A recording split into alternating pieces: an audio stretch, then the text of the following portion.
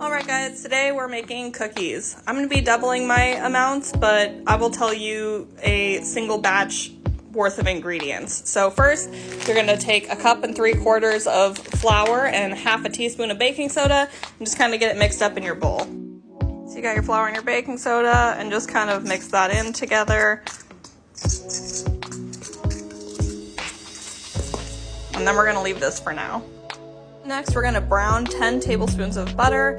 Again, I'm doubling my recipes, so I have 20 in here. And we're going to let this get melted down, and then we're going to brown it.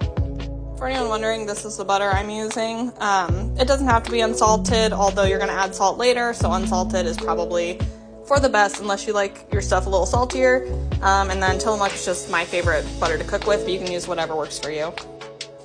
So now my butter's all melted, and again, we're browning the butter. So you're just gonna keep stirring it for another maybe 2 to 3 minutes, and as it continues heating, it's gonna start getting like a golden brown color, and it's gonna start having like a nutty aroma.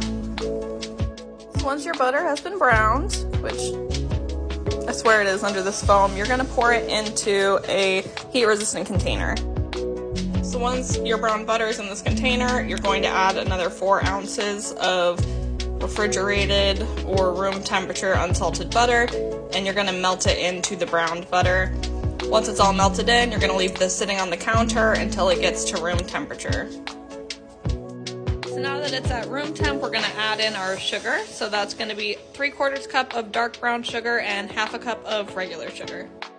Got your sugars added, so now you're going to add in 1 teaspoon of salt and 2 teaspoons of vanilla.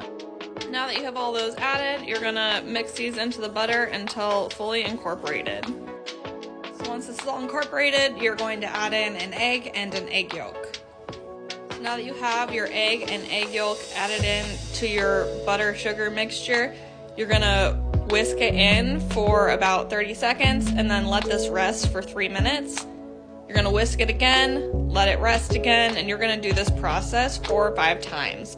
You essentially want to wait until this is like silky and smooth, and there will be a noticeable difference when you get to that point. Also, if you're ever wondering why recipes will have you add an extra egg yolk, the extra fat really will give you like a lighter, fluffier product, and that's where a lot of the eggs, like emulsification properties come from, is from the yolk. So when you added a yolk, it's just going to give you a lighter, fluffier bake. So this is after 1 round, this is after 2 rounds, this is after 3, this is after the 4th one. As you can see, it's kind of shiny now, which means you're ready, you're good to go. So at this point, you're going to add in your flour, get it all mixed up, and then add in your chocolate chips. Once it's all combined, you can add in your chocolate chips.